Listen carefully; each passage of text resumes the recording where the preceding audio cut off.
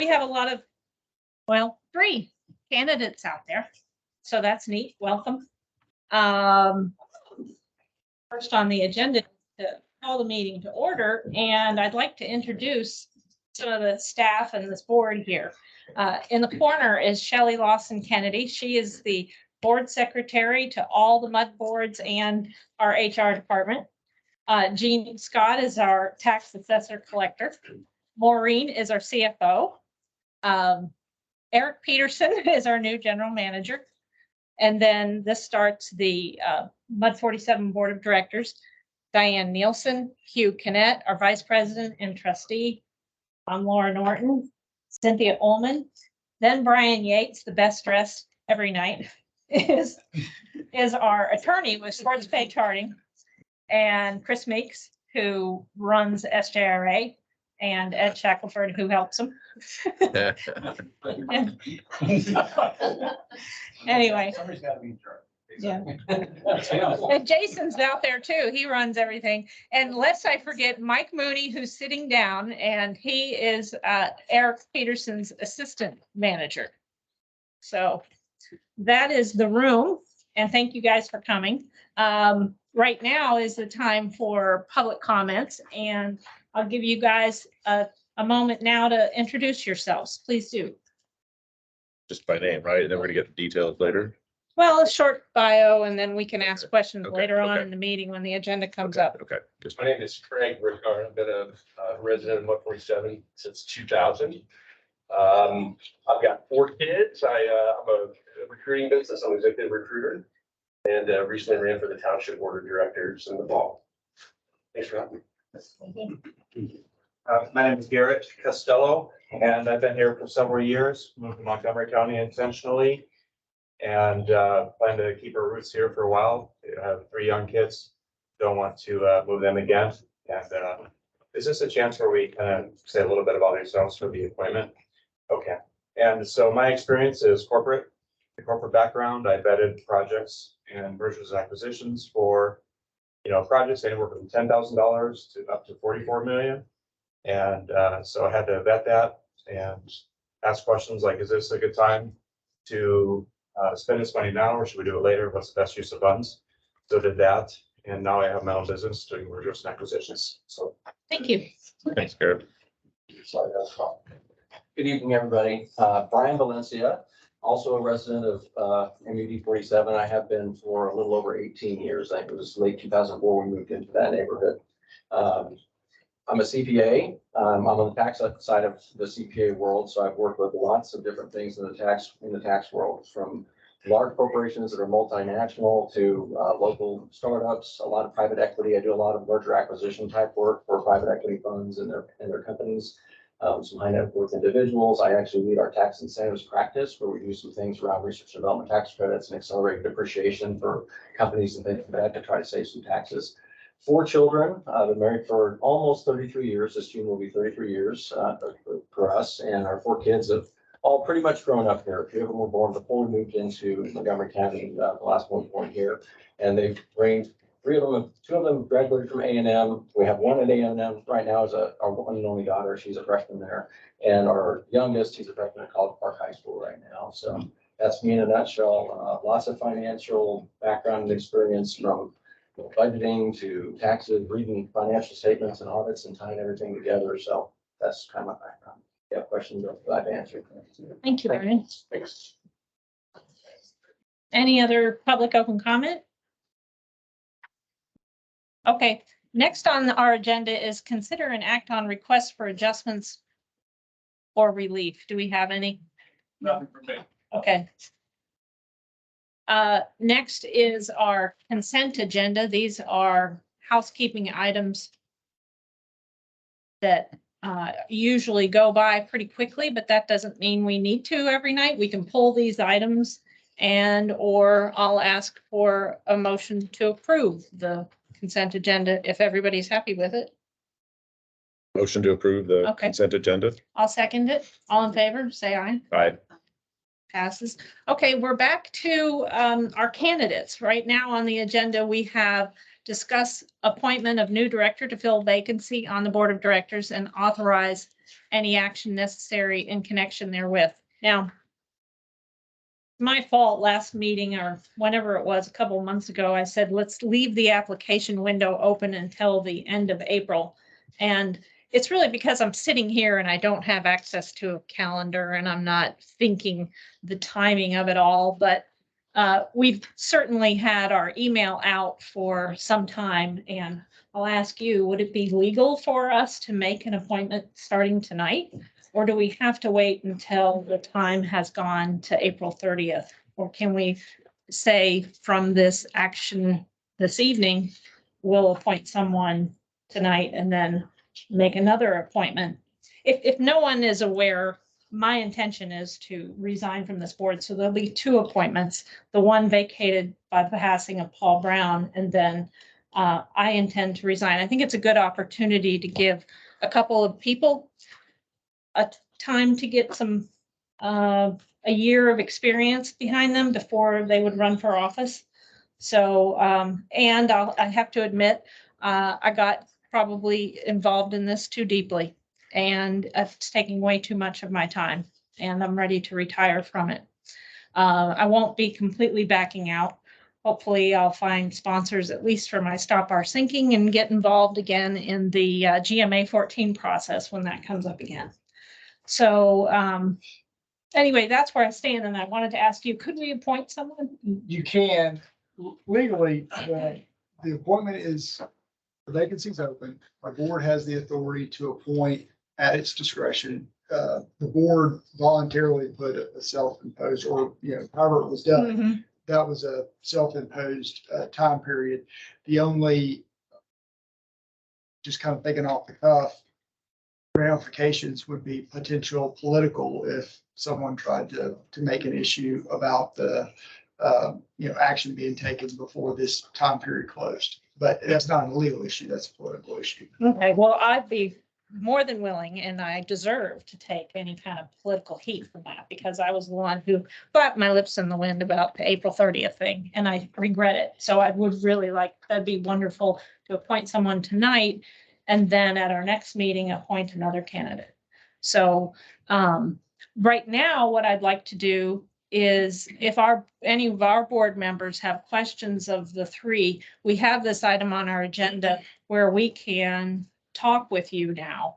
I'll let you know this meeting is recorded. Our CFO is also our videographer, and that's the camera. And this is the only speaker in the room. And these meetings are out on YouTube, so you could look up Mud 47 in the Woodlands and find it.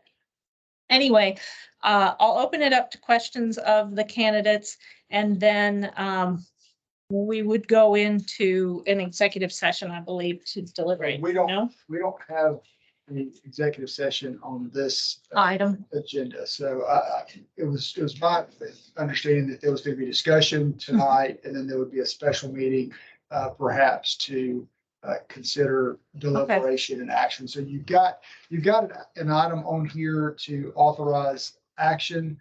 You wouldn't be, so if you wanted to take action to say, okay, we're all in agreement, we want this person to be on the board, you can do that. They wouldn't be formally seated as a group member until the next meeting, whether it's a special meeting or your next regular meeting.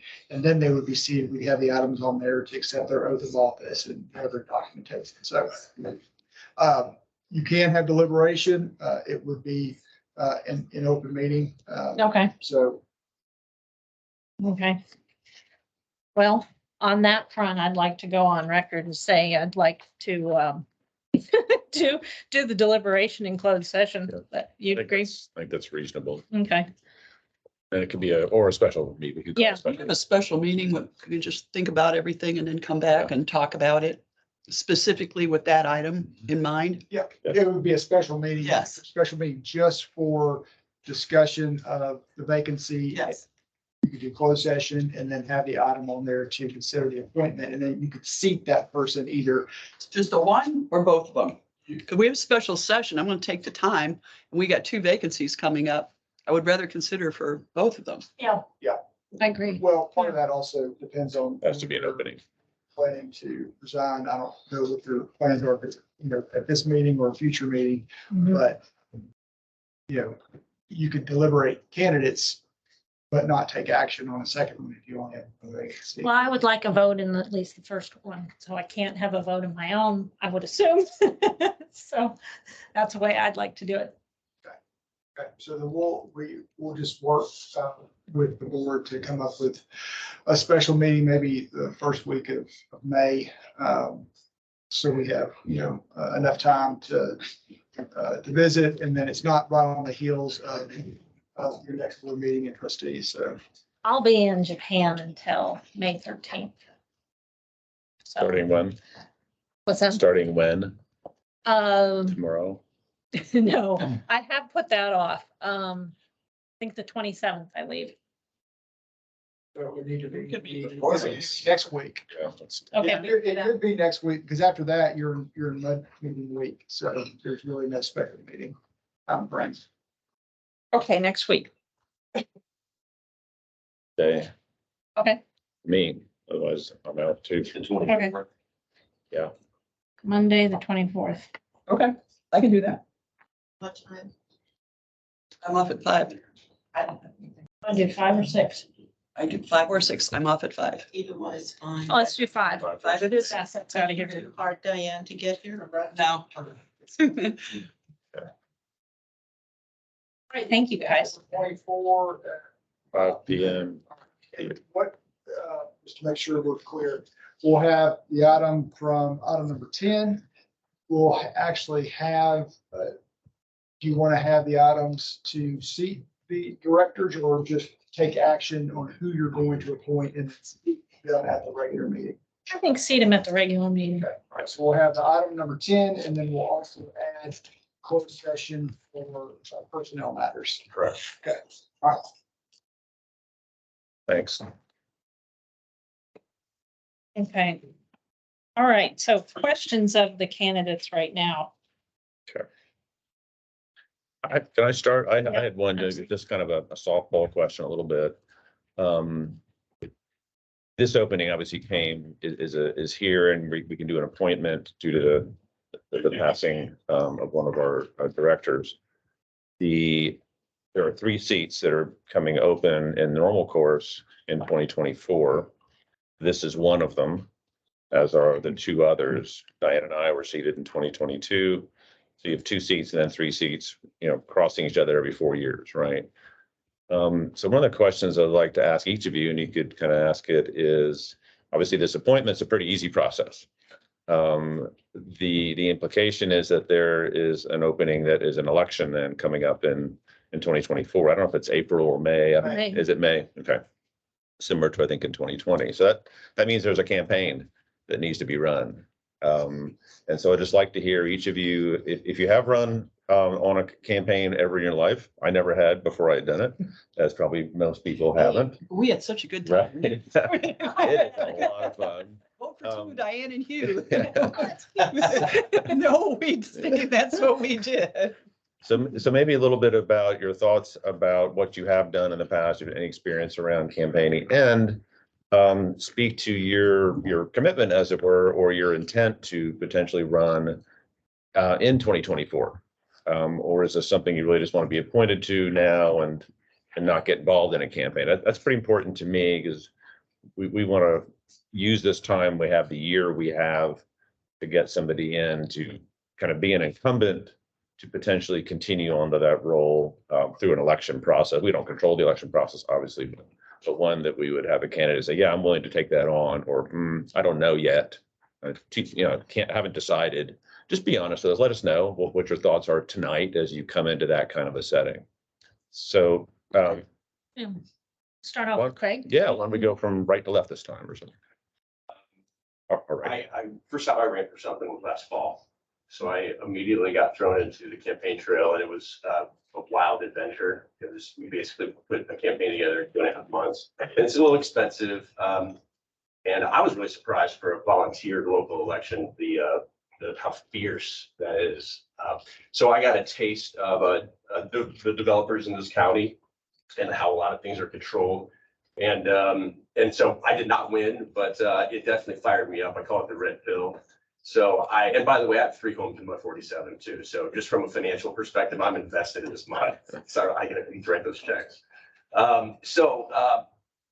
I love the Woodlands. That's why we moved here. I mean, raised 4 kids like this. I love what the Mitchell vision. And in my campaign too, which is on my website, there are a couple of bad mud deals in 47 and in 386's Creekside. So I was in that mud meeting last fall and just hearing about having to take out bonds and that really gets my goat. And so I'm pretty fired up. And I'm an independent guy, so I'm not beholden to any corporations, and I'm not afraid to speak my mind. And that last campaign was a test to get out in front of people and debate. At the chamber of debate, which was totally foreign to me.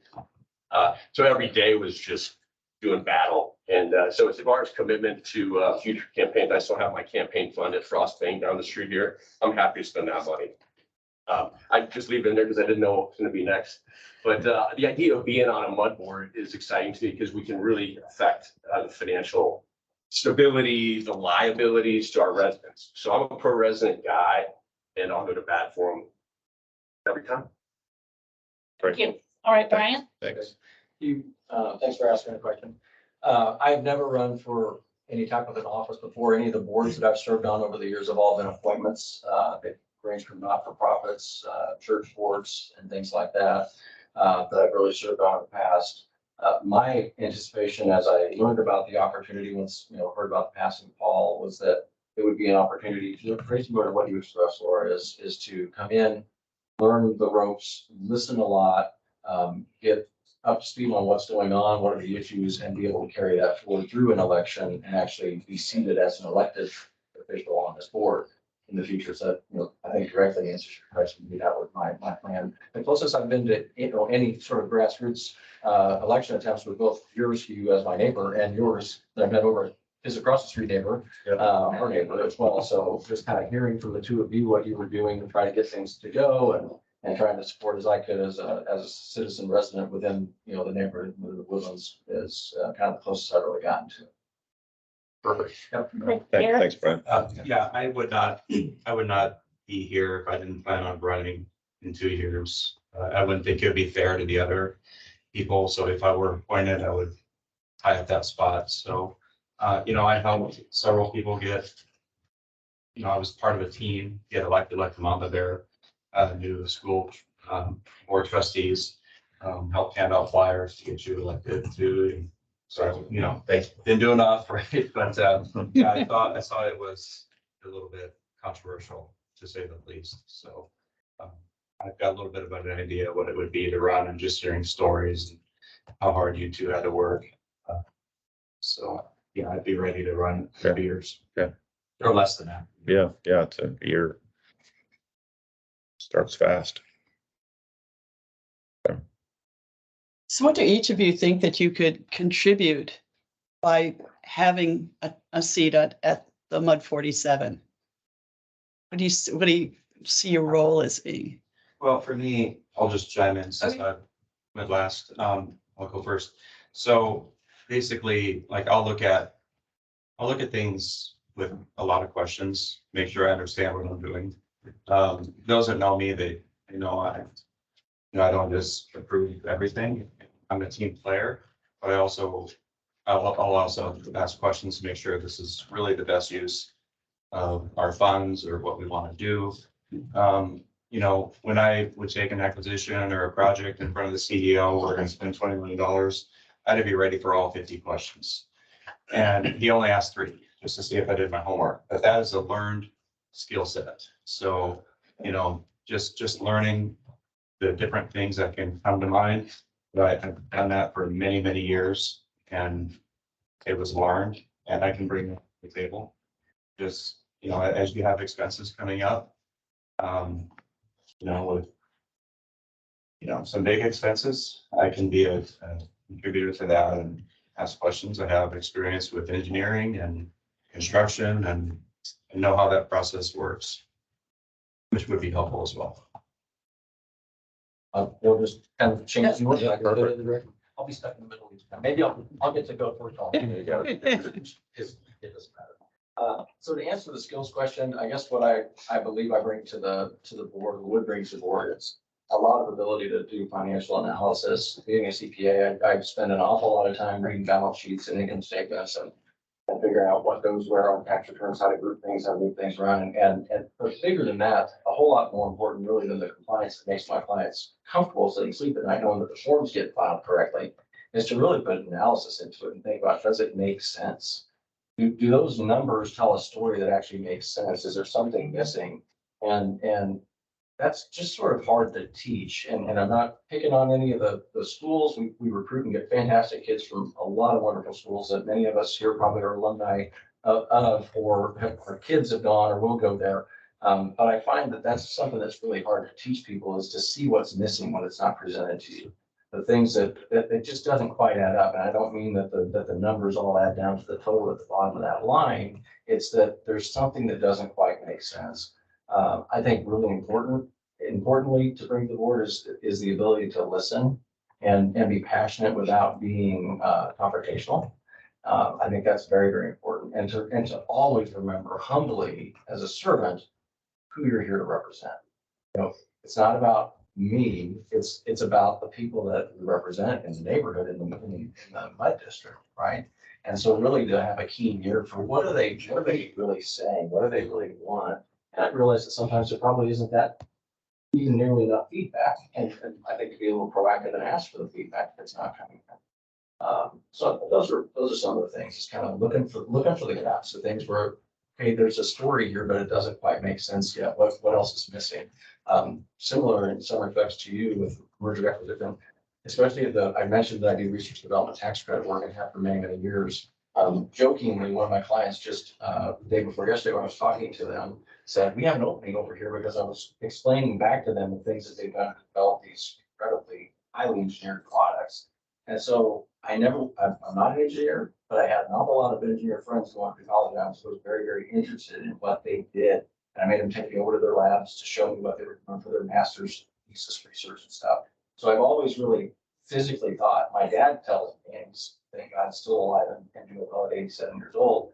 He says, Brian, you always tinkered with things. When you were a kid, you'd sit down and tear apart transistor radios and try to figure out how they work. And when it stopped working, you tried to figure out what broke and how to fix it. And that doesn't fit most accountants. Most accountants don't do that. I changed my own oil. I changed my own spark. But I can think physically, and I really understand the basics of watersheds and movement of water and flows and things like that. And I think that all those different experiences and background items that I would bring to the table, I think could be of use. Then I would answer that with time. What would I contribute? Time and dedication. Being a business owner too. I mean, I deal with CPAs and tax filing and all that, but I'm not deep in it like these guys are. It's about accessibility, diplomacy, and tireless, just looking out for residents. Very good. We're lucky. We have 3 great candidates. I appreciate you guys coming. So, any more questions of them? I'll just maybe give you some perspective. I think this board and most of the positions out there in the MUDs need a lot more time from their directors to dig in to the details. I hear a lot that we approve and go through a lot of details here. And we approve some pretty big budgets that hit people's monthly bills and then their annual tax bills. And it's easy to kind of get into a mode of like saying, yeah, you know, I approve. Some of us have done the opposite of that and kind of dug our heels in and put the brakes on things. And I believe it's shifting some of the perspective, and that's been helpful. I think others are kind of taking notice maybe a little bit. So I think your expectation should be that you will invest time into this role. You'll do your homework before every meeting, and you'll kind of step back and start rolling your sleeves up and get involved. And I think there's a lot of fertile ground and low hanging fruit to kind of get your arms around, and the experience all 3 of you bring to the table is excellent. And it's a kind of experience. There's some very talented folks around the boards. There really are. There's really deep experience, broad, different views, which is great to have that different perspective. I wish everyone was kind of committed to really drilling in and rolling up their sleeves and just digging into the details. I think those are important traits. So appreciate your comments. I think they're excellent, spot on.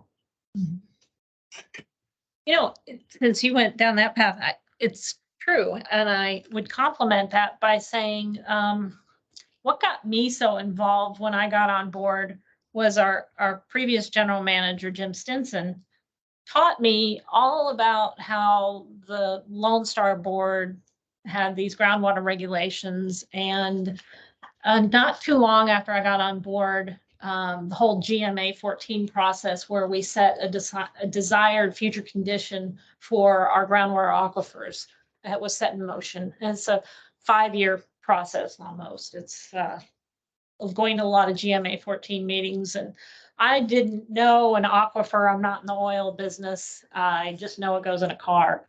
I didn't know the ground from anything. So I really got involved in it and it was fascinating, sort of just interested in it, like your transistor radio story. And I built the website, stopoursinking.com, and I went to all the meetings and made comments. So there's different lanes of, you know, pouring yourself into it. You can do what you're interested in. On one level, you have to know what's important exactly to Mud 47, but there's a larger picture of, you know, we buy everything from SJRA. You know, you are the only ones in this room right now that are not getting paid. You know, this mud board is compensated $150 per meeting, and the rest of everyone here is staff and SJRA.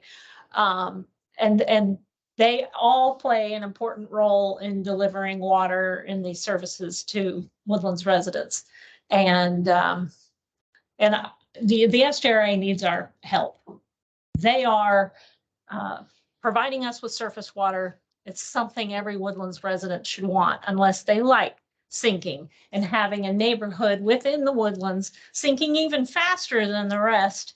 And that would cause blight on our community if that area becomes repetitive loss flooding like they are. And there's a project right now to address that that's underway, but that area is sinking at a faster pace than the rest, which is near the Woodlands High School.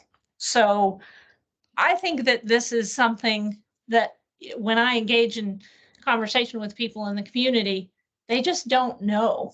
And I know they don't know, because I can't fathom that you would go to the ballot box and vote for a private well owner type guy that is going to extract that much water from underground and do it for his own profit.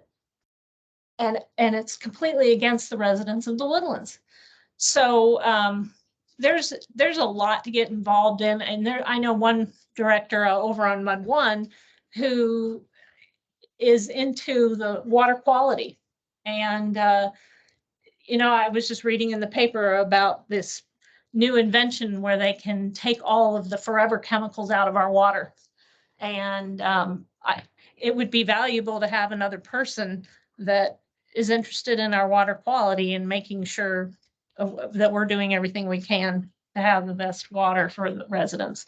So I also got pretty involved in campaigning against the 1488 project. I still think it's a bad deal for the residents, and I would hope that we're not sunk in that cost. And you know, there are other needs that Mud 47 has. When you get out there and talk with constituents, there are a lot of residents just south of Del Webb that have experienced more floodwaters, they've noticed the drainage has changed a lot since Del Webb was developed. So I got involved in that. We did do some work after Del Webb was developed. But if we do that development at 1488 and we cut down all those trees, I see the issue coming up again and getting worse. So how Mud 47 moves forward with that will be an important item to me. And who knows, I may come back in the scene, but I'm going to take some time off for sure. And anyway, I thought I'd just add that there's opportunity to dive in and maybe just don't go overboard like I did. So, I think one of the other things that I have found since becoming a MUD director is that you have so many of the people out there in MUD 47 having the foggiest idea what's going on here.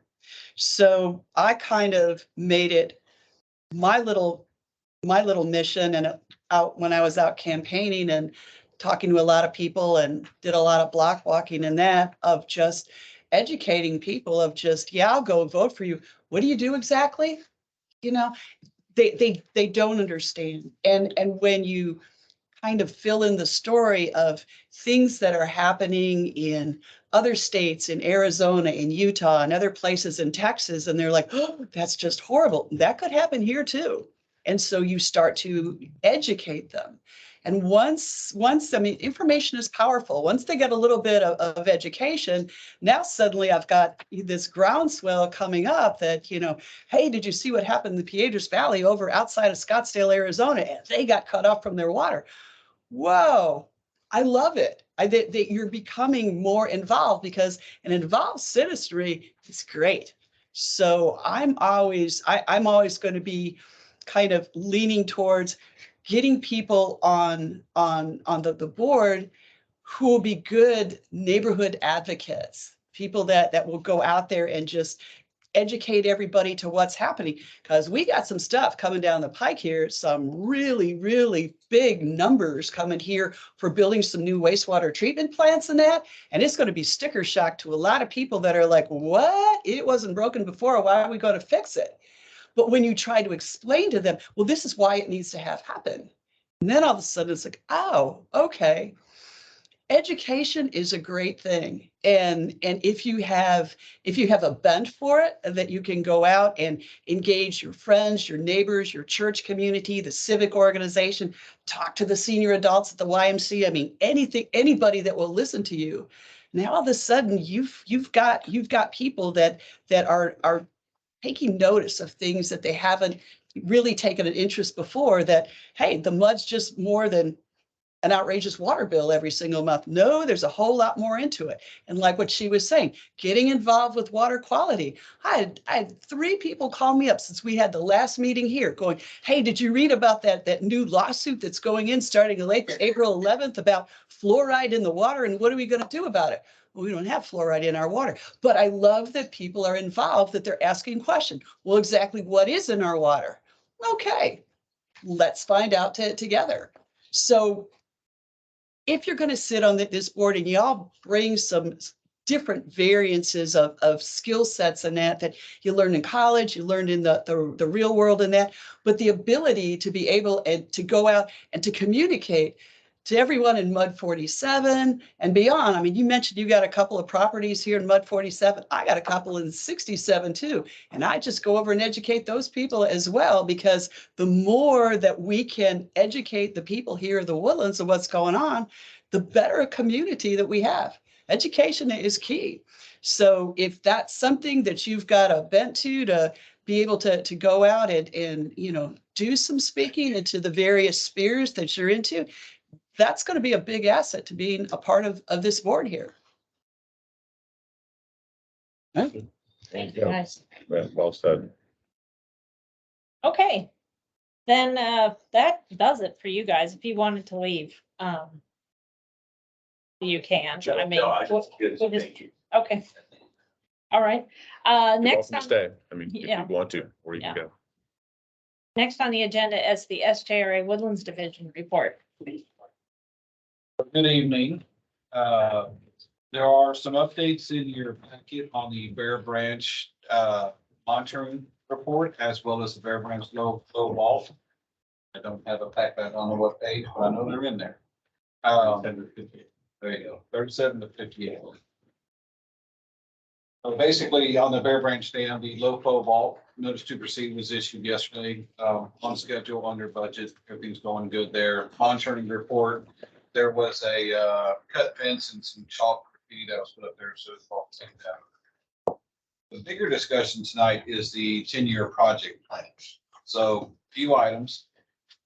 This bound document, I'm not going to agree with.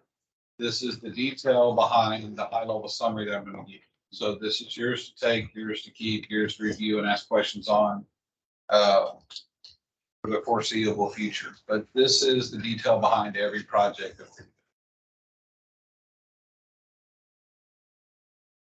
That you have here. If you don't have one, let me know. So this document is kind of a 2-in-1. Pages like 23 past that is going to be informational. So if you have a question on, hey, what's your asset inventory look like? Hey, what is your likelihood of failure? How's that computed?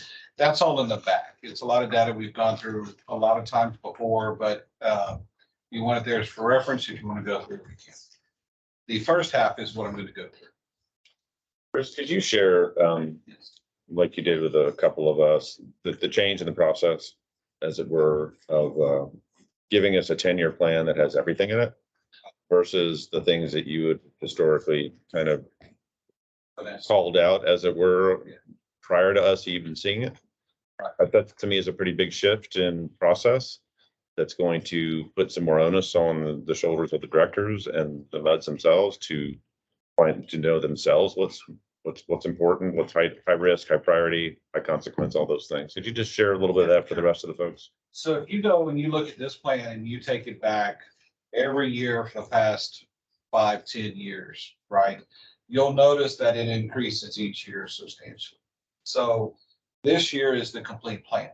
This is the unfinessed complete version. Last year's left out a lot of the wastewater side because we hadn't done the wastewater strategic plan yet, so it wasn't a full picture. The year before that, it had some AC lines in there, but nothing related to wastewater. So as you go back in years, the numbers are going to go down. The thought was, behind the scenes, what we would do is we would go and we would sort the projects. We would say, okay, here's the whole list of projects, basically this entire book. And then we'd say, well, there's no way the MUDs can afford that. What can they afford? What's most critical? What needs to be done?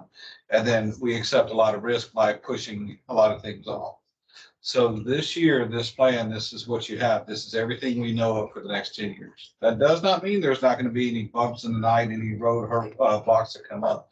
Something always happens, right? I mean, it's all machinery. But as far as we can see, this is everything wastewater included, everything from the strategic plan, gravity lines, ground storage tank, well rehabs, and the AC lines. So this is everything that we have, y'all have.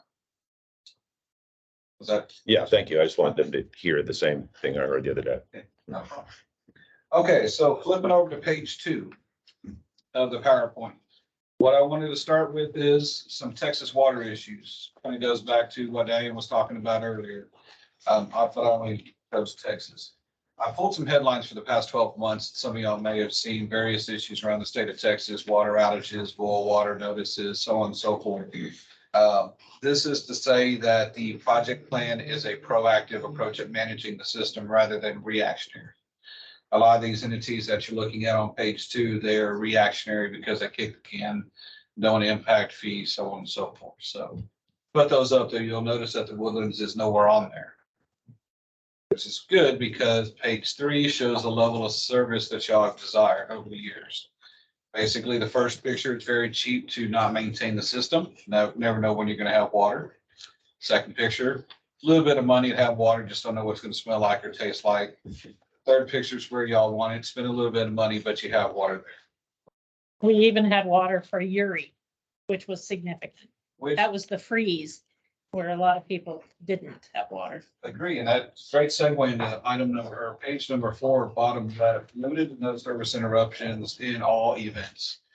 Hurricanes, winter storms, floods, you name it, the system has performed, and that's a great partnership we've had forever and a day, is because, you know, the MUDs have said, yes, you need more generators here. We agree with this. Yes, rehab the lines. So by doing that preemptively, it gets you through all those events, right? We have had one boil water notice in the Woodlands over 50 years. That was due to one home having a backflow preventer issue, and just that one home was affected, but it caused the entire Woodlands to go under a boil water. And it was our mud. It was over in Copperdall. Was your Yeah. That is right. Wasn't it like a outdoor hose thing that finally had it? It was. Yeah, because I think I know the resident that lived over there. I heard from them. Yes, that was the first one and hopefully last one. So moving on to that, pages 5, 6, and 7 talk about how we determine projects. So I'm going to focus on page 6. So we have a very large, let's say very large, about 100-page asset management plan. Talks about how we manage the assets, score the assets, evaluate the assets, so on and so forth. In a nutshell, page 6 is what it ends up being. We take a look at the likelihood of failure by assessing the repair history, the age, the condition, I'm trying to think of the other things that we do. But we look at a bunch of various things. What's that? Age, Service life, condition, stuff like that. And we say, okay, what's the likelihood of this asset failing? It's on a scale of 1 to 5, A through F, right? So 1 is good, 5 is bad. Then we say, okay, what's the consequence if this asset fails? A pump at the plant may not be nearly as bad as the only line going into St. Luke's, right? Then we also take a look at the mitigation factor. What items do we have? Do we have spare parts? Do we have spare pumps? What else is there to mitigate the consequence or the likelihood of failure? In most cases, we only mitigate the consequence. We don't always mitigate the likelihood of failure, because if your tire is going to go flat, it's going to go flat, you know. The equation that you see at the bottom is how we could end up with a BRE, or a business risk exposure. That is the number for that one asset that you carries over to page 7, that tells us basically on a score of 1 to 25, how bad is that asset? When does it need to be replaced? So based on the score, if it's less than 10, we just normal PMs, observe and monitor. 10 to 20 just depends on where on the scale. If it's closer to 10, observe and monitor. Closer to 20, start programming it in to be replaced or repaired, whatnot. Then, of course, if it's above 20, it's going to be in the 5-year plan or the 10-year plan. Be done. The 5-year plan being in, we plan to put in the O&M plan. Questions so far? You mentioned that you really don't have a mitigation factor on likelihood. I'll maybe ask, and I think maybe challenge that your preventive maintenance at GRP and your preventive maintenance at wastewater treatment plants clearly are for mitigating failures, right?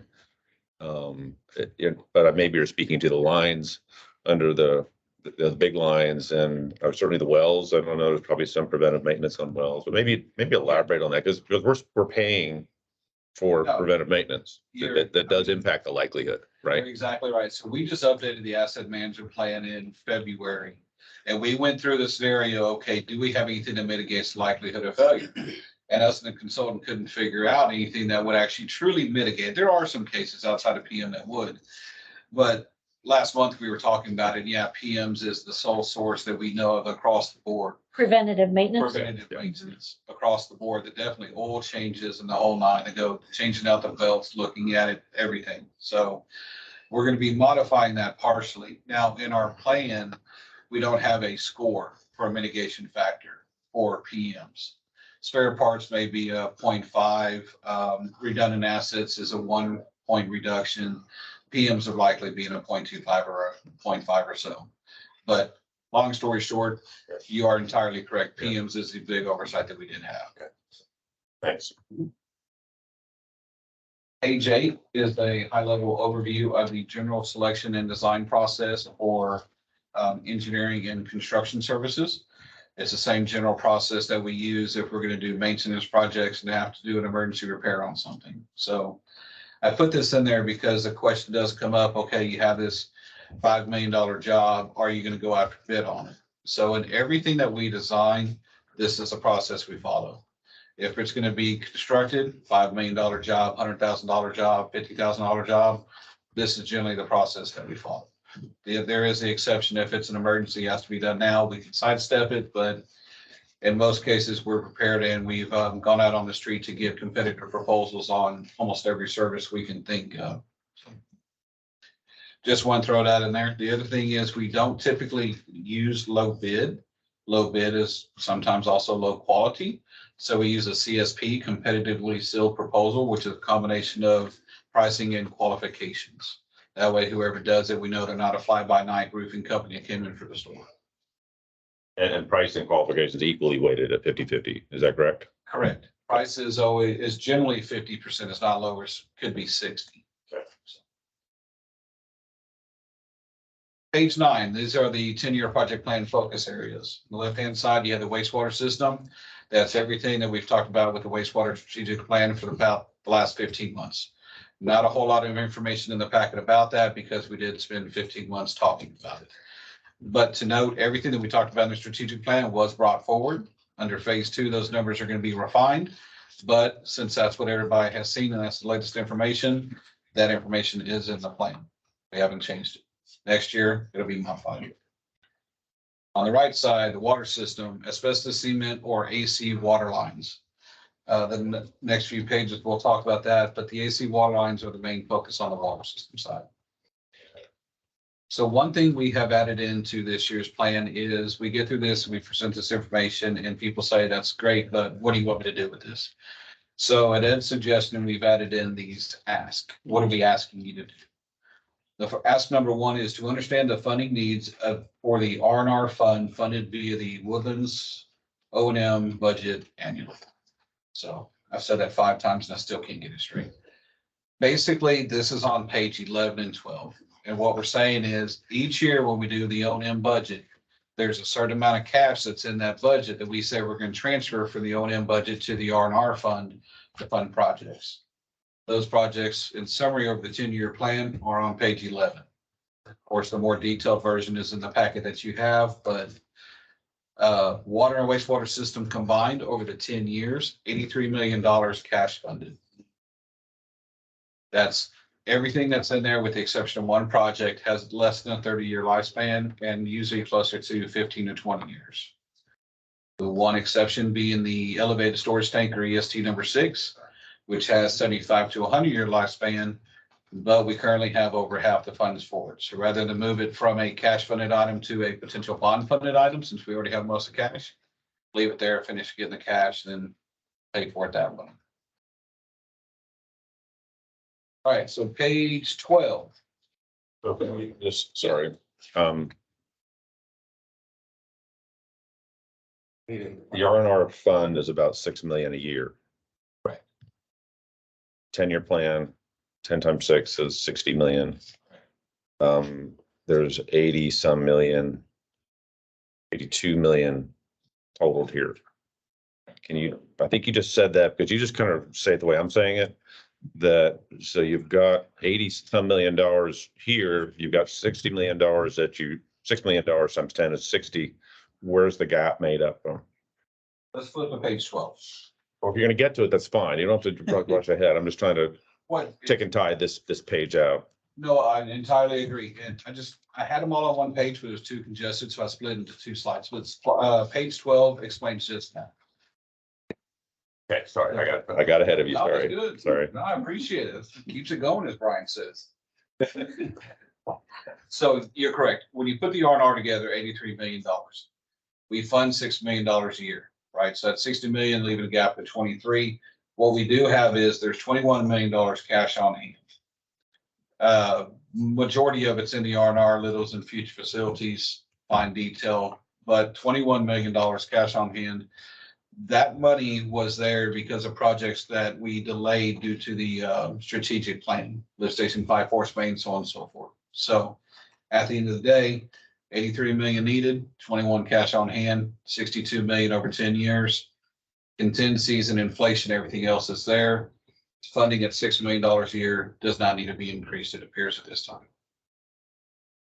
Okay, so 23 million, 20 plus ish million has already been kind of recovered or accumulated from the MUDs in the past. That's sitting there, was marked for some things that are now part of the wastewater treatment plan strategy. Some of the things, the big things. Some of the land acquisition, for example, that was approved too. Right.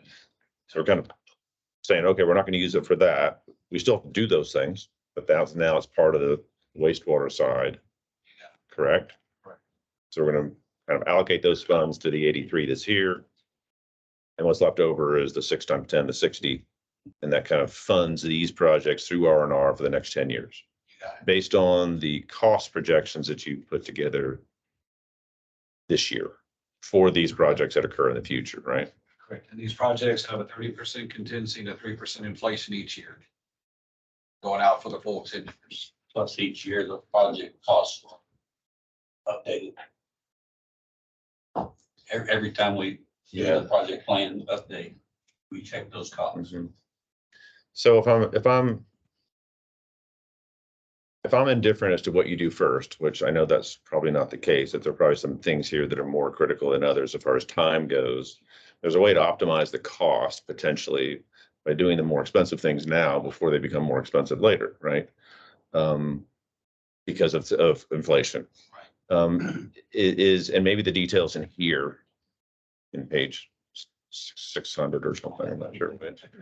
But could you share maybe a little bit of how you would then optimize this cost across these projects so that we're doing what needs to be done the right time? But if we can do one before the other and not defer it for 2-3 years, where I know my inflation is going to blow out my well rehab, for example, one of the big items, or number 2 rehab.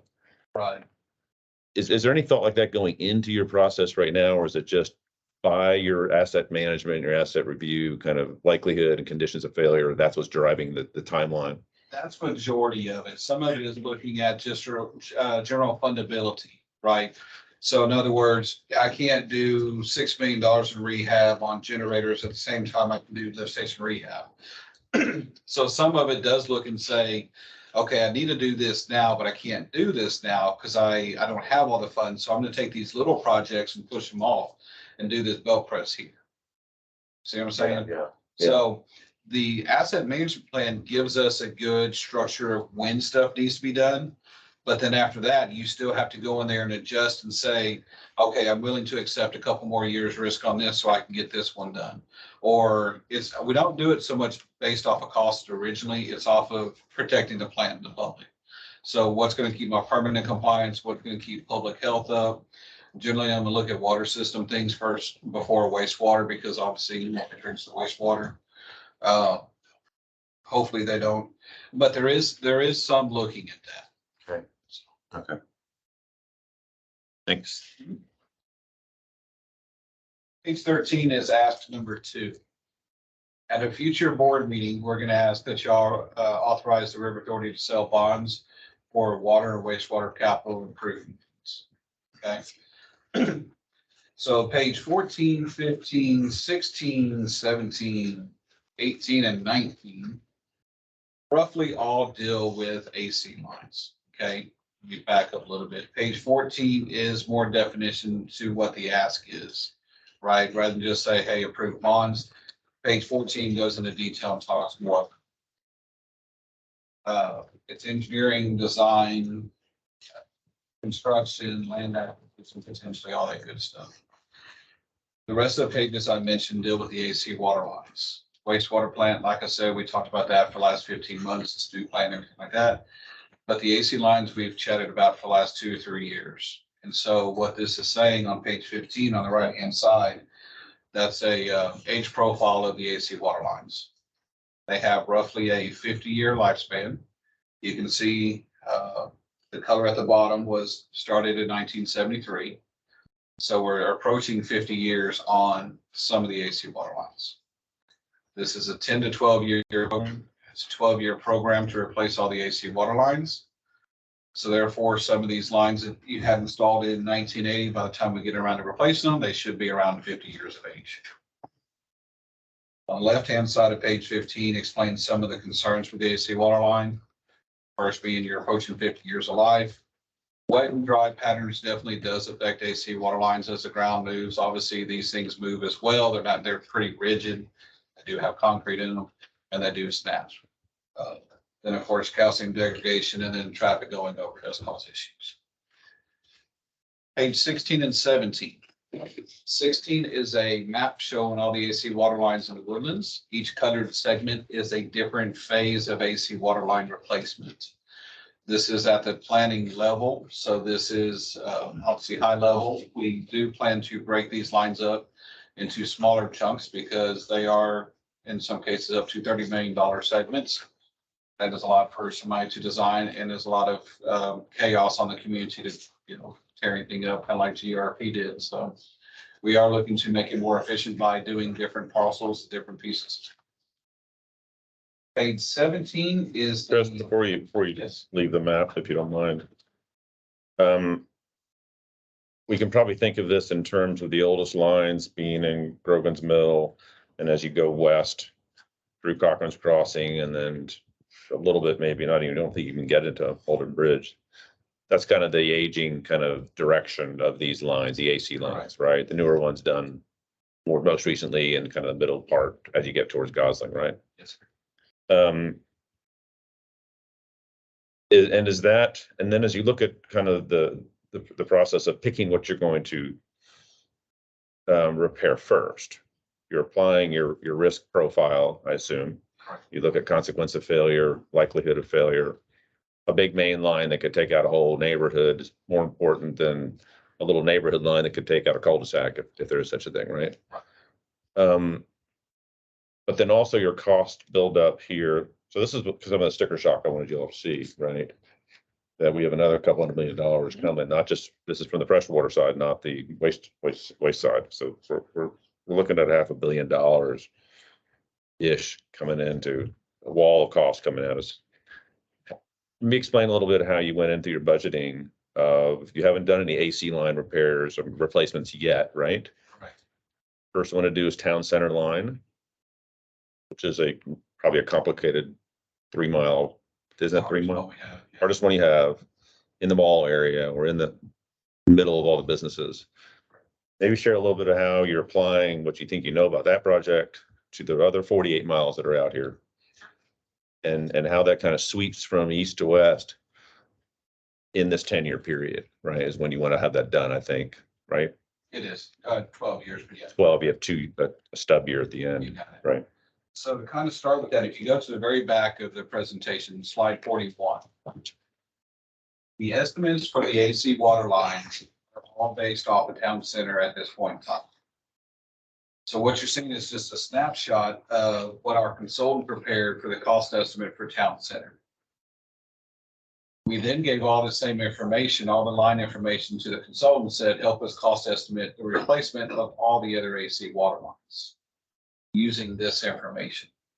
This is updated as of January of 23. The good thing is we have never done any in the Woodlands. We've done small chunks, 100, 200 foot here or there. The consultant that we have has done it all over Texas, right? A lot of the same pipe bursting. And so this information that they gathered for us is from not only their recent bids, but also talking to contractors and saying, is this valid? Does this make sense? Is this, casing this way, is so on and so forth.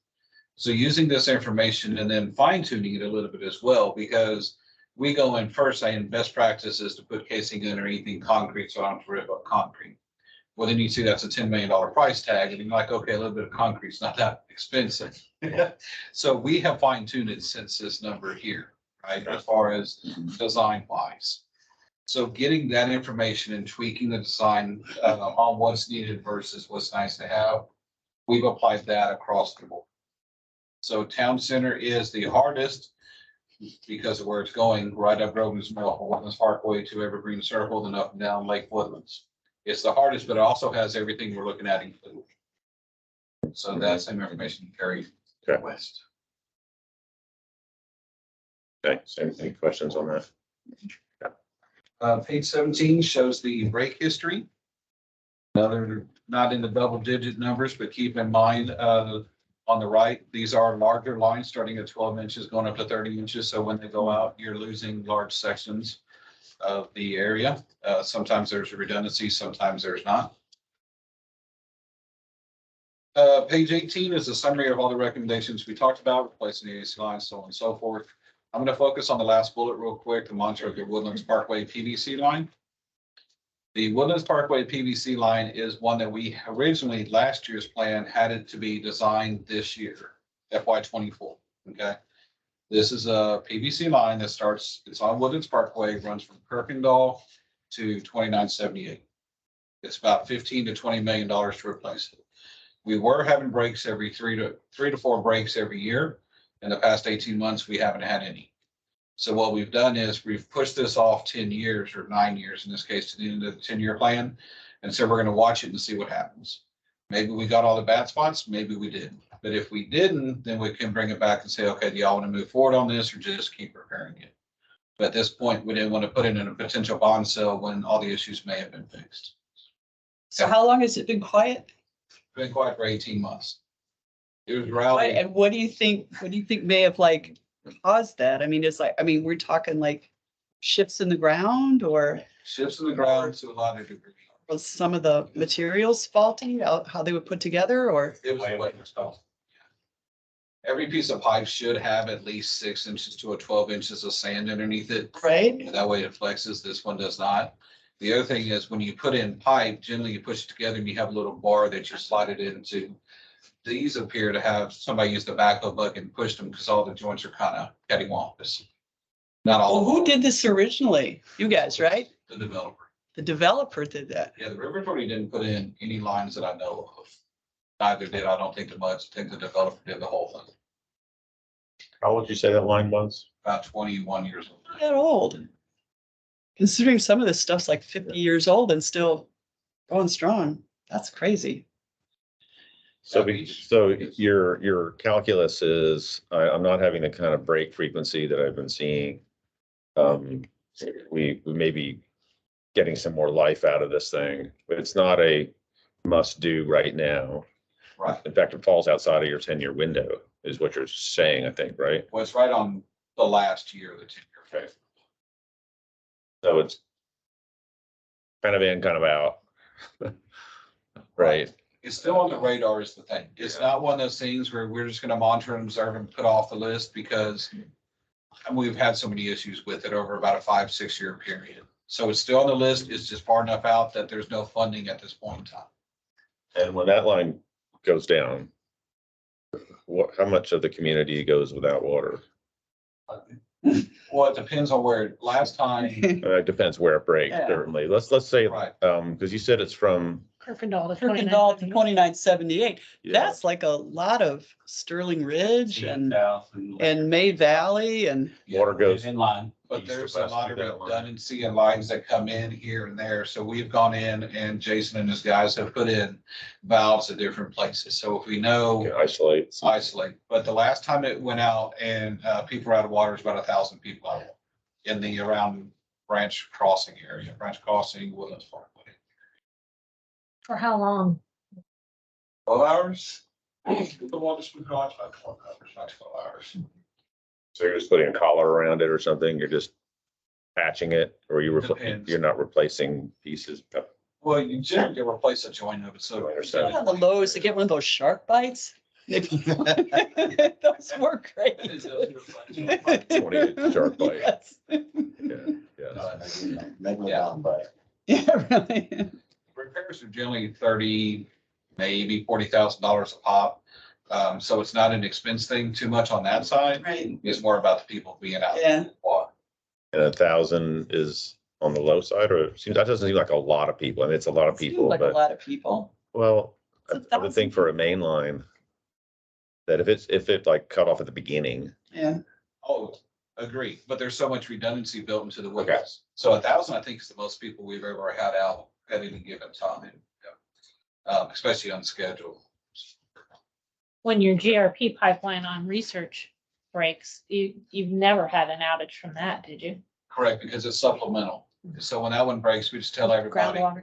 to get on groundwater. Well, Yeah. okay, So that's good. yeah. Well, it's good to have both, right? We know that. Mhm. So moving to phase 20, putting it all together on the bond side, I say bond side, it's long-term financing. We'll look at bonds and grants and loans and everything else, but water system is 230 million. Wastewater system is 320 million. That includes everything we've talked about on the water side. Also on the wastewater side includes everything the strategic plan talked about. As we said earlier, phase 2 of the strategic plan is being started now. So I fully expect that wastewater plant number, once it's refined in capacity and cost, obviously, to come down. But page 21 is what Hugh brought up at the beginning. This is the complete 10-year project plan cost. This is cash funded. This is debt service. This is everything put together. So as of today, it's 632 million. Of 632 million, we have the $21 million cash on hand in R&R. We also have the $25 million of the 2017 bond. So take that 46 million off the 632. It's not a big impact, but it is cash on hand that we are going to use for these projects that you have here. And this includes Woodlands Parkway is in here. It is in the 632. So it's kind of hanging on the end of it You got as something that really could be spent. May move up, may move back, but you put it in here just kind of for completeness. Is that fair to say? See, we're watching. Yeah. We're not fully. Break history, correct. One thing I do want to bring up on page 20, you'll see well number 40 on there. This is adding another well to the system, but it is also removing 3 wells at the same time. Wells about 50 years old. When wells get about 50 years old, that's their service life. And so what we're doing is planning ahead and saying, okay, when these 3 wells go out, then we're going to replace with just 1 well. So start reducing the number of wells overall. Where will that well be? Right now, we don't know. What we're looking at though possibly is we're EST 6, Egypt and Research Forest, far west Woodlands. There's a target over there in Zontes, I believe. Okay. So just because the more you put upstream or that side, it can flow downhill. The more I have down here, I can't pump all the way up there always. So the last item I have is page 22. This is looking at the total system cost versus the 10-year project plan cost. And I bring this up because a 10-year project plan at 632 million is a lot of money. The entire replacement cost of everything Estuary Woodlands division is about 2 billion. And so what you're looking at here on the pie graph is the colored items are the ones that are in the 10-year project plan. The grayed out items are everything that's not being replaced. So about 31% of the system is looked to be replaced over 10 years. Obviously leaving the rest of it to be done. Now, one key thing is we did look ahead and say, okay, this is a big chunk, 632 million over 10 years. Y'all don't want us to come back in 5 years and say, hey, guess what? The next 10 years, you got another 600 million. So we looked ahead and said, okay, when's the next big chunk of maintenance that you have like this? And it looks like it's around 2050. That's when you have wastewater plant 2 that's going to be 50 years old, just like wastewater plant 1.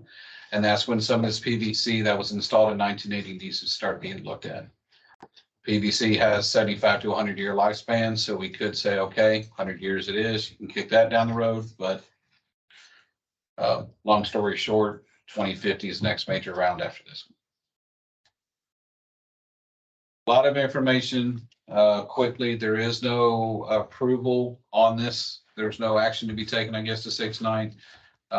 Get it out there and come every month if you have questions. What kind of, we are your third mud you presented to, fourth? Fifth? Yes.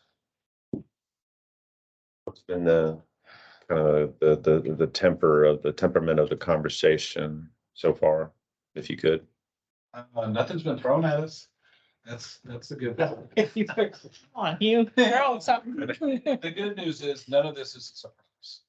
Everything that's in here is the wastewater side, 15 months of discussion, everybody gets the wastewater side.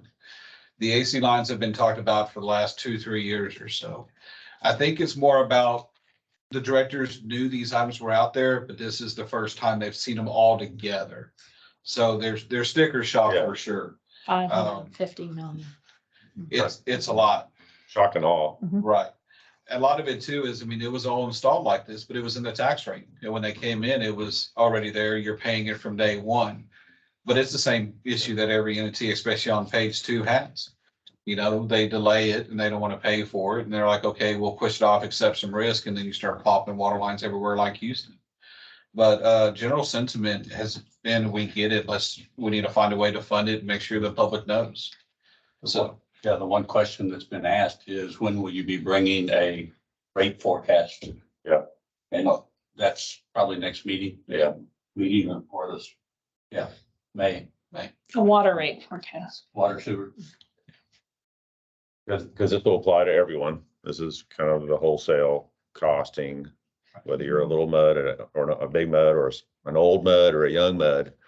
Your lines and our lines are all community lines, we're assuming, and everyone's gonna pay for everyone's service, correct? Correct. They're not gonna pick and choose. Well, these are like Alden Bridge's new pipes and they don't have to pay for this because they got new pipes, right? It's at your level coming down to the Woodlands Division that we're gonna pay for this. What about the idea of alternatives? So in my experience, when I've asked for a budget or go into a strategic plan budget, people love them because they put everything in them, right? And you get a budget that, is 3 or 4 times your appetite. And so you get people to sharpen their pencil and you have to figure a way how to get rid of the want to haves and get down to the must haves, right? How are you going to get us through that kind of process to get us to, so we are agreeing on the must haves versus the want to haves? Every operator has been asked that who's presented a budget, should have been, right? And give us a sense of that. What are we talking about there? What do you think? And given the time you have to approve the budgets and things like that. Because everything has and we have choices, right? And the reason I'm asking is I could run my house at a way and my car that I couldn't afford to live there because I want it to be perfect all the time. Right. And that might be a goal, but I may not be able to afford it. So I have to do something a little different, right? I paint it less often, or I don't replace the carpet, or we gotta do those things. So help us apply that kind of perspective here, and how are we going to get there to say, well, here are the kind of risks that you're taking on when you don't do that thing or you push that thing off. And you got 20 things here for us to ponder, 10 on each side, kind of water versus waste. Yeah, And that's a lot to ask, but if I'm talking to a resident, I'm saying I'm going to add 25% to your bill, or 30%, and it's going to come from these 2 sources. I said, I can't afford that. What's the alternative? Can we have more boil water notices? Is that the answer? Yeah. Is it the lines are going to break and there's going to be outages? And Well, I get what you're saying. Page 19 covers some of those why now wait things, because of the whole question of, at least that we've had before, is, well, you're not having breaks now continuously. Why do you want to replace it? And it's like, well, I replaced my tire on my car before I get flat on the side of the road. Yeah. Same mentality. On the wastewater side, I feel like we've gone through that approach with the plan, with the whole 15 months of strategic plan, going through and saying, what option do y'all want? When do you want to do it? How do you want to do it? So on and so forth. On the AC water line side, it's more of a, to me, looking at page 19 and talking with the MUDs and saying, what level of risk do y'all want? Are you okay? For example, right now, if there's a water leak in the Woodlands, either Woodlands Water or the River Authority jumps on it immediately. There's no water leaks that we let linger for days and days and days, right? So is that something the MUDs would like? Would you say, hey, I'd rather save 1 penny a month on my rate, and water leaks can go for a week? Would you say, hey, I want you to have 5 water main breaks per AC mile before you replace it? We can run those type of things, but at the end of the day, what it comes down to me is, what level of service do y'all want, which y'all dictate to us. Hard part for us, though, is MUD 47 level of service. We have to then get every single MUD's level of service. And that's where it gets complicated. Going back to the wastewater plant, during the strategic plan, we said on plant 1, you have a choice. The choice is rebuild in place, or you build new right next door, but you can't do nothing. Right. So come 2027, we're going to be starting some sort of project because of the condition of the current sewer plant. Water lines, as Chris said, it gets down to what level of risk, what level of service. the water lines are a big part of the strategic, the wastewater plant is, but it's not everything, right? We've got the conveyance, we got the gravity mains, we got the ground storage tank, the new well. You know, it all adds up. So maybe think about the things that are related to the water. I like the idea of thinking of, well, what is my failure rate now? What is going to be the point when you say, listen, folks, we're going to start really breaking these AC lines. We don't really know, I guess, how long they're going to last, Well, right? see, and that's the thing. Service life, we've talked to two engineers, two different consultants that said, what do y'all think? And they've both agreed with the plan. Actually, one created it based off of our original. It's a big what if scenario. And if we, what was the old saying? It's the whole thing is to replace it the day before it breaks, because you want to get all the service life you can, but nobody knows when it's going to expire. So what we've done is we've said, okay, based off of what we see, what we know, who we've talked to, this is what we're thinking. You could accept the risk and say, hey, instead of a 12-year plan, give me a 15 or give me a 20-year plan. But that goes back to what we've done before, where we finessed it and said, this is what you're thinking.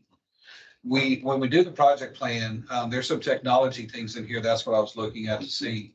Those are the, hey, we're trying to keep up to speed. Those are the nice to haves. But that's $3.3 million over 10 years. Drops in the bucket. I mean, we're literally talking generators to keep the system up during Uri and hurricanes, water lines to keep the water flowing, wastewater plants, which is not going to be gold plated. The one now that's lasted 50 years and won awards isn't gold plated. The next one doesn't need to be. So I see what you're saying and I agree with you. It's just, there's not a whole lot of, man, you know what, it'd be nice if we had this other admin building over here. Or it'd be nice if we could have, this shop over here, but I think what it comes down to is what level of risk do y'all want to accept for the community that you're elected to serve? So take example, EST number 6 on page 11. If that were built, we'd have less pressure all on the west side. Well, that's a TCQ requirement. We're in violation without the waiver. But you're correct. So Less pressure, the water for the fire departments to fight fire. Yeah. Which changes your fire rating. But then what it goes to is what's the style of the EST6? How big is it?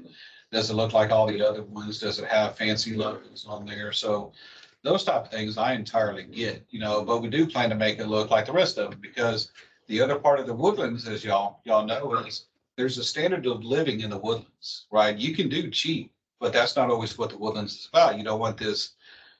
Albatross. Thank you. A water tower sitting on the far west side of the Woodlands, first thing you see when you come in. So there is a Woodlands factor that we need to put on some of these things as well. Yeah, you can put in an old style multi-leg water tower over there when the rest of them are a pedestal with a bowl on top. Some towns have been very creative right in Texas, and you see them on the highway. The sports name on it, the naming rights for it. We could do a whole marketing thing around that.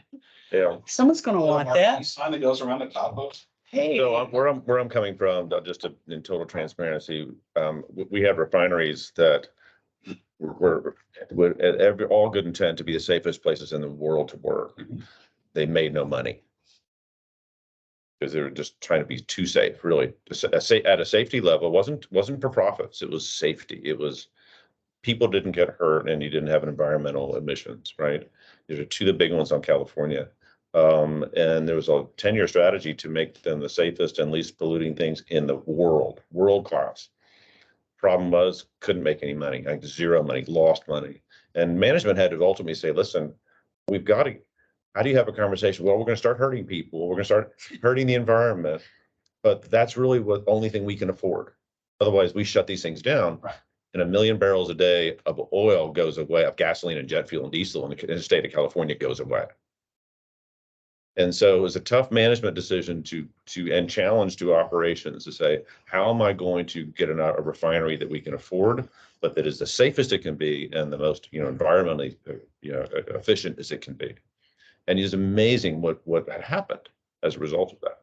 The creativity and the engineering kind of finesse, and they became very profitable and some of the safest they'd ever been, their history. So that's kind of the challenge I'm putting out there. you don't have a P and L. We don't have a P and L. We just have an L. Right? We really do. I mean, we don't have have stockholders. We don't have a stock that we can watch out, a shareholder. We have shareholders and they're our residents. So we're spending their money. And so that's just kind of where my questions come from, having that in the back of my mind of what can we afford? And you're saying, well, what do you want? What do you want to afford? What level of service do you want? Well, I want it all. I want it all, Chris. Well, yeah. I want the best service at the least possible price. Right?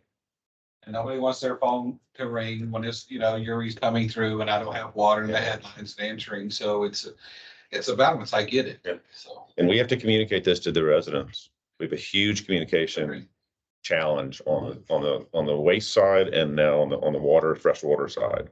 I know Eric has some items to cover Right. later about that.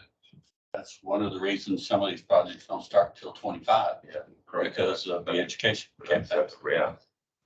So I appreciate you putting all the work and making this completely transparent and visible to us. I think that's a great step. I think we have a lot of work to do on our side. Thank you. How are your soil borings doing with land? They started today Did they? and they expect to be able to do one a day. Oh, how many will they do? Are they going to do them right where those stakes are in the ground? Is that where they're doing it? I'm gonna have to enter a house. No. Okay, So I haven't driven by there. yeah, Yeah, I think so. I think three of them are west of Cat's Cradle and one of them's in the middle where the high school sign is. Yeah. Okay. All right, and they were numbered 1 through 4. Okay. Thank you. So, any other questions? Did you get any further in getting money out of Dan Crenshaw? We got the Bear Branch Dam money. Okay, all right. 3.6 million, which is 75% of that funding. He needs more money to put into this area. And we've applied, we've sent a request to his office for this year's allocation to redo lift station 24. Oh. Okay, Because it's not something we need immediately. right. And we weren't certain how quickly, by the time they do go through their omnibus bill, and if it's like last year, it'll get approved on December 31st, Right. and funding won't occur until April of 24. And then I just want to see something coming back here. That's just, he's still chasing your money. yes, okay. We did sign a letter of support for that effort. All right, all right. Well done. Thank you. Okay. Attorney's report? Well, it's legislative time. We're tracking a lot of bills. We talked about it a little more in depth at the trustee meeting last week. We encourage y'all to have a look at that if you're interested in particular bills. But it's really go time at the Capitol right now. There's only a month and a half left until the end of the session. There's been around 8,000 bills introduced and I think less than 200 passed as of last week. The passage rate is generally about 15%, 10 to 15% per session. So number that could have an impact in our world, but it's still a little early to tell what those are going to look like. You have bills go into committee and they come out looking totally different. You have them pass one chamber and then they go to the other chamber and then they look different. So this is kind of when the sausage is being made. How about that bill that would curb Harris Galveston Subsidence District Yep. Authority? That one, House Bill 3820, that bill I checked a couple of days ago, it's been referred to Natural Resources, but it has not had a hearing. Natural Resources actually had a hearing today that started at 8 a.m. There were probably 20 or 30 bills that were listed to be heard, and it was not one of them. So got to get a hearing before you can get out of committee. Good show. So All right. Anything else? that's it on the attorney reporting. Okay. Next on the agenda is whether we're a developed district this year. And you are developed. There's no change from last year. I know we had a lot of Yeah, we discussions. did. We covered that. So That was awesome. nothing has changed, as y'all know, development wise in your district from last year to this year. So you remain developed. You remain subject to the 3.5% rollback rate. We do have to adopt that resolution each year.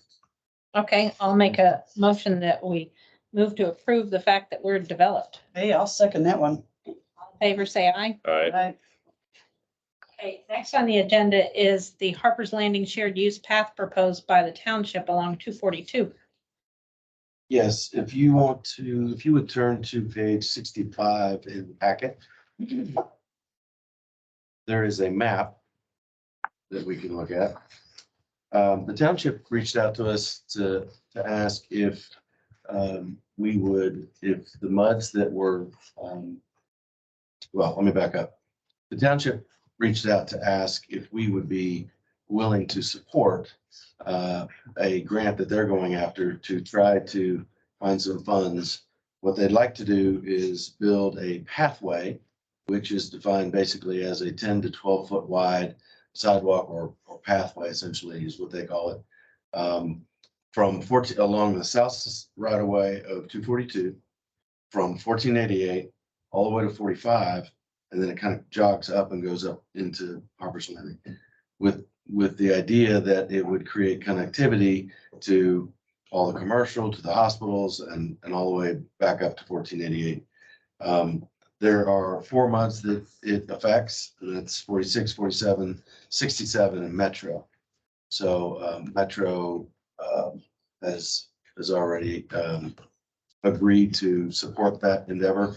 Essentially, what the township has asked is if we would write a letter, which there's a draft version of it. It may not look exactly like this, but this is something that they offered, and will essentially, if you approve the support, then we will draft the letter on behalf of each or all 4 of the muds that support it. Very good. Any questions? Yeah, so the township would build this? It comes out of their budget? Well, they're trying to go for a grant to help fund it Who are they getting a grant from? through the tech stop. Oh, okay. And they think, the township thinks the MUD's kind of saying me too would just help the grant process and. Yeah, oftentimes in these, if you have political support or community support Yeah, through a we're not a political municipality. group. What? We're not a political group. Well, municipality, Okay, excuse me. That helps the efforts because you do represent the community. So they need easements from us too. don't they? Well, there's actually some right of way that already exists along the south side of 242. But there's some additional easements that would be. I don't know all the needed. details of. It's a long way. Yeah. A lot going on. Okay, What's the size of our normal sidewalks? Are they 10 feet? no way. That's- no way. I think they're. So this would be really big. It's bigger. Mhm. Is the idea that bikes would use it as well? Should be. Yeah, I asked that question because the word pathway was used and I Yeah, like it's, wasn't familiar and that's essentially the wider. Walking path or 10 to bike 12, path sure, and So it wouldn't go around trees. It would level the trees and be flat, a straight way, I right? suppose.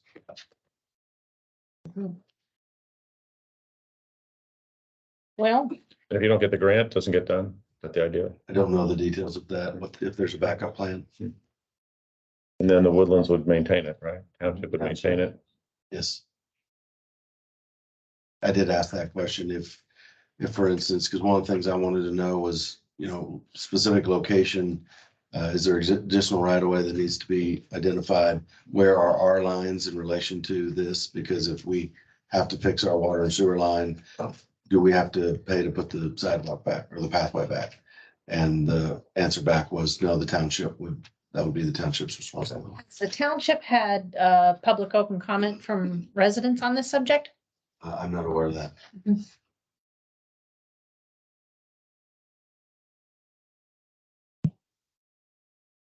Any other questions? Well, they're asking for us to approve that or say yes to the letter and Just to offer your support. offer our support. Their endeavor to try to get the grant. Does that mean there's a letter written, this letter is written that comes from this Yeah. MUD? like this, Yeah. like sample letter. And it say sincerely We MUD are. 47? Yes. Yeah. 4 letters from one from each mud, they would want that, or if it's overkill, and they said, no, if you want to just reference each mud that supports it on the same letter, that would be fine. They'll need 4 letters. So I was asking each of the 4 muds if they would support it, and if so, then I would draft the letter accordingly based on who supports it. And would you, So would you? Muntro was the first one that we asked. They said yes. They had a Monday meeting That's right. yesterday. Okay, okay. So I'll make a motion that we enthusiastically support the 242 bike pathway. Second that. All in favor or any discussion?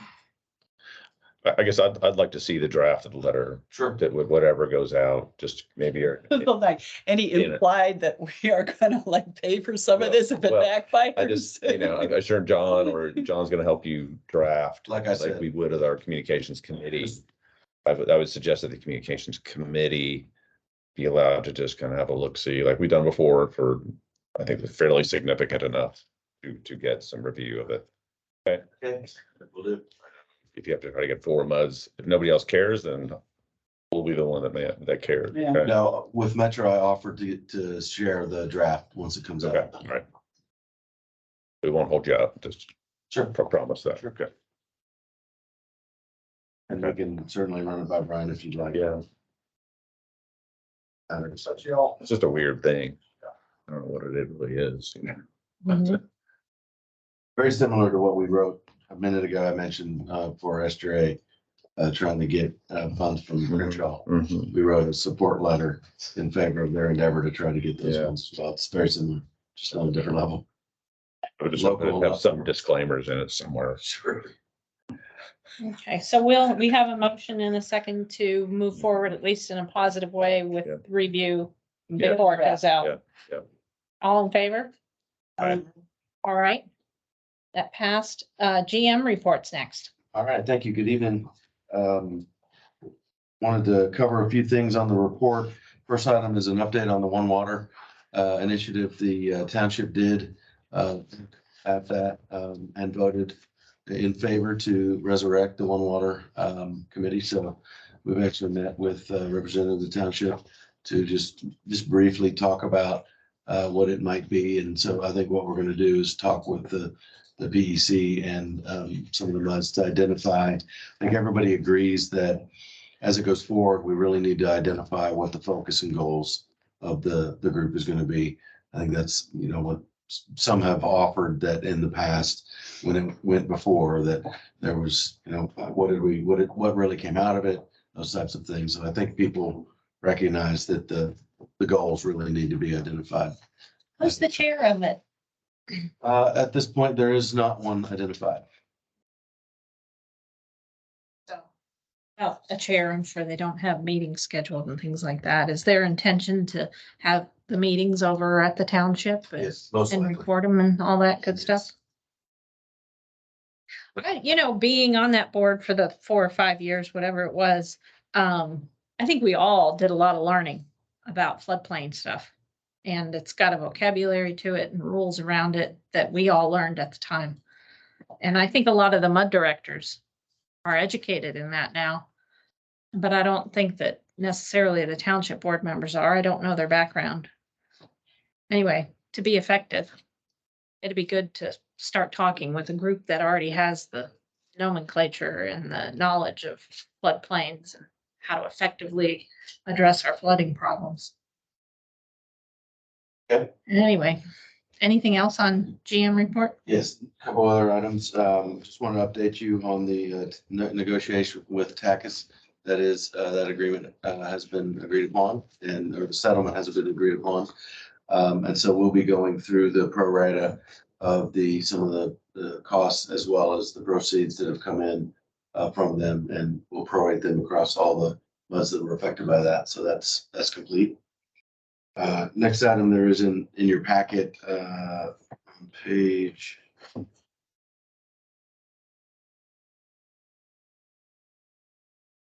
There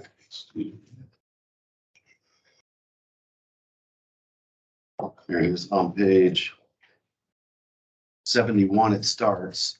We received notice from MCAD, Montgomery County Appraisal District, of their revised salary schedule.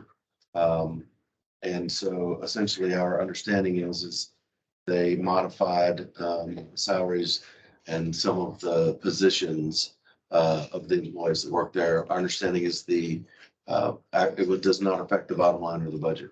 It was just some kind of reallocation and reclassification of some of the different positions. So And by law, they have to notify the taxing jurisdictions. wanted to point out a recognition of years of service of a couple of employees. One is Marine for 25 years. CFO? Yeah. Yes. Aw, And then Tony Rendon is 41 years. So he's a field supervisor for us. So it's pretty exciting. Couple articles just to point out in the packet, one on lead service lines. You're going to be hearing more about that over the next year related to the lead and copper EPA rules. And so there's an article on that. Also the PFAS chemicals as well. There's an article on that. You mentioned that earlier. That's coming down. And then there's a few things related to the strategic communication plan that we're implementing and what some of the work John's doing. I want to give you a quick update on the PEC. As you learned earlier, Public Education Committee. Yes. There will be a pretty significant, as you noted, Hugh, public education campaign that will most likely be needed. We're working with SRA. We have a PEC meeting on the 26th next week to start talking a little bit further about that. We actually have a draft RFP that we're working with SRA on to identify a potential PR firm to assist with that. So that'll be more you'll probably start to hear about. So the PEC is going to get together next week to talk a little bit more about the details of those things. But as everybody's starting to recognize, it's going to be a pretty significant campaign that is going to be necessary to inform the community of the what's whys. Why are we doing this? Why does it cost this? How's it going to affect me? Those types of things. And so obviously the Woodlands is going to be celebrating its 50-year birthday next year. And with that, we have 50-year-old infrastructure that goes along with the birthday. Happy birthday. Yeah, happy birthday. So we'll be working with them on that. And then lastly, I just wanted to update you on on some trustee work. The personnel committee last week recommended to the trustees, which the trustees voted in favor of, to modify the WWA holiday schedule, which included in 2023 the addition of Veterans Day as a recognized holiday for WWA. And then we have a floating holiday, which we would keep in 2023. In 2024, we would add MLK, President's Day, and Veterans as recognized holidays. And then we would remove the floating holiday. And that would change the overall holidays structure from 10 holidays to 12. It also creates consistency with SRA's holiday schedule, as well as I think there were 6 other municipalities in the region that we analyzed to compare. So that was approved by the trustees. And with that, that's all I have. How big were those sinkholes mentioned? Like, there was one in Mud 1 and one in Mud 46. What was the cause of those? Were they really deep? Like, The sinkhole in Mud 1 was the Wedgewood Lake sinkhole. oh, okay. That was I know that one. That was not that significant. I mean, it became significant from Because of the standpoint of draining of the pond to be able to fix the pipe itself. It was only a 24-inch pipe. But because it caved in, it what created a caused pretty this. good, right. And in order to get to it without working completely in mud, we had to drain the pond. And then I think 2 weeks later, the pond, it finally rained and it's all full now. The other one is a little bit more recent that I believe it's complete. It was completed today. And that was a 60-inch line that was feeding into a pond that also something very similar to the one in Mud 1, but it was a 60-inch pipe and that caved in as well. So Okay, so these are just pipes caving in. They're not that crazy thing That's going it. out and east, right, to set it. Okay, okay. no, they're old. We call them corrugated metal pipe, basically a metal pipe that's rusted out essentially. Okay. And it just finally gave in. Thank you. All right. Eric, I have a trustee- question. oh, I'm yeah. sorry, on this thing's been on it for a long time, the TCEQ notice of violation. It says here that they've notified us that it will be corrected. Does that mean they're gonna pull it and say it never occurred or it's been resolved? Well, hot off the press about an hour and a half ago, coming out of a previous MUD meeting, we followed up because we had been waiting for a Yeah. response. We had received verbal response that they were going to remove the violation. And we were waiting for the in writing version of that. And actually, we received that about 2 hours ago. So, Okay. I So you're done. You're done. yeah, and they said, we're not gonna give you official letter, but we have removed the violation. And so we're gonna package that email up and put it in the file. Save it, special Yeah, spot. Special Okay, good. spot for future if that ever comes up again. So, anything else to add there, Mike? No, the violation was removed, but because the violation was removed, and I followed up the formal letter with the email. Great. We waited. For that. Yeah. Okay, good. That's a good outcome. All right, thanks. Okay, trustees report. Do you want me to do that? Be here for another hour and a half. Oh, really? We got time. There are two questions that I had that were answered in the notes. I believe the lost unaccounted for was a question I had. Is it in the notes here? Or was it just sent to me? I can't recall now, I actually. think it's just, it's send it to you. Okay, Send it out to you. okay, yeah. I was asking, like, how do you get to the lost unaccounted for? You got meter differences, you got some things you can say, we know we didn't meter, and the rest is what's left, I assume. And my question was around how is that evolving over time? Is that lost unaccounted for? Is it growing? Is it shrinking? Is the trend positive? Is it negative? And how does it go into it? So the answer was, you measure what's in, you measure what's out. You estimate things that you know you did. You flush some lines, you put out a fire. Then you estimate, you think, which is like people taking water that they shouldn't. And you kind of do all these things that you think you know about that you kind of can estimate, and then what's left is what's unaccounted for. Right? Did I describe that kind of halfway right? Okay. So my question now is that unaccounted for growing? Is it shrinking? Is it steady? It's pretty What would be steady. how would you characterize it? Yeah, it's pretty steady, 1.5%, 2% or so, which is phenomenal. Overall water loss was 8.5%, 9%. But since the AMI went in, it's actually dropped down to right now about 4.5%, maybe 5% on a bad day, which is unheard of for For an a entity. system this old that's incredible. I mean, you're wanting the system that's north of 90%. So to have something that high is. Yeah. Excellent. So it's a real tight Okay, system. okay, and the trend is good. Okay, all right. The other question was around wastewater treatment plant number 3 chlorine levels. I think I was looking at that a little odd, but it's it's less than 1 million plant. I was talking with Eric afterwards. He kind of said, hey, I think this is why this is a min and max chlorine level. You don't treat it because it's less than 1 million. So it ranges between 1 and 4 and you're in compliance. You're just going to be walking between that range over a month, and that's why it's reported that way, right? Gotcha. The other items were, obviously, we spent a lot of time on the strategic plan. A group of us went kind of before then and got kind of a little preview of it. A lot of the same kind of questions coming at the trustees level. That's kind of where I think we can aggregate some decision making and some questions and some asks of SJRA to then come back at the trustee level. So it will tell us what are some alternatives or what ways we can kind of look at this differently.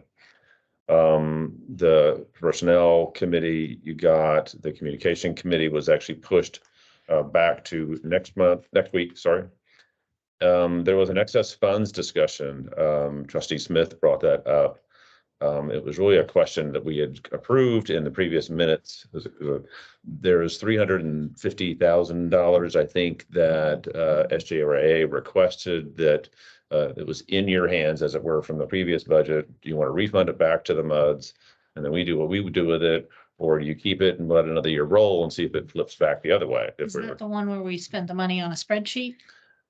no, the question was around, what was that, what is that money spent on?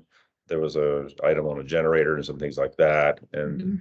it generated enough questions to say, we can't solve it here in the room.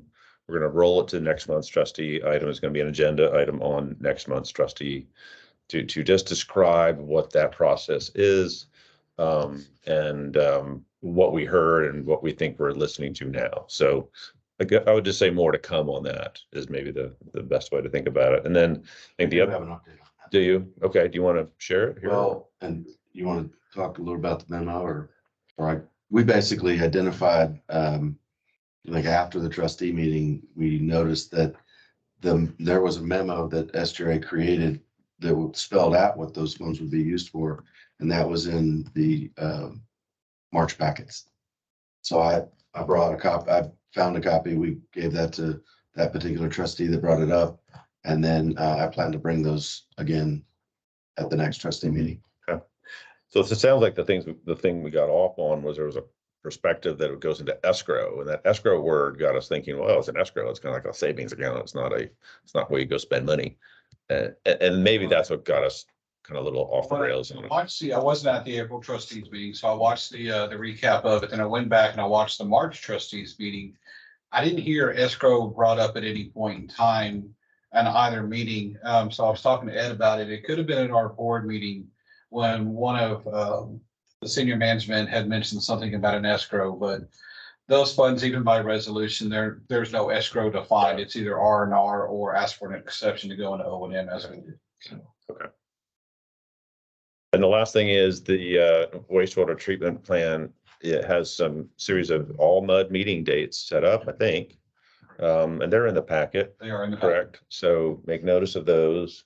That's where you can get as much information and roll your sleeves up as far as you want to get involved and see what's going on. That was a kind of an outcome from the decision to go forward to phase 2, to have these regularly scheduled meeting where everyone can come in. So SJRA is putting a lot of effort into kind of hosting those. So we can just be as transparent as possible. The next step process is during phase 2. It's kind of phase 2 activity, getting ready for the next phase, right? Yes, sir. Okay. So thanks for that. That's good. No, those meetings are really helpful too. Yeah. They're Yeah. very well Yeah. done. Yeah. Thank you. That's all I had, unless Eric and I missed anything. I think I got most of that. That was it. Okay. Those are my notes. Okay, so that brings us to almost adjournment. We want to discuss our next meeting is Monday, the 24th of April. So on that agenda will be the going into closed session and discussing appointment of directors. And I think that's the only thing on the agenda for next so. month. What's your resignation on there after the action on the Is that an agenda item, a resignation? Sure. accept? Yeah, To accept. accept the resignation after the vote for the timing of that's important to me. So we put that on the agenda for the 24th? Yeah. Yeah. Okay. Yeah. All right.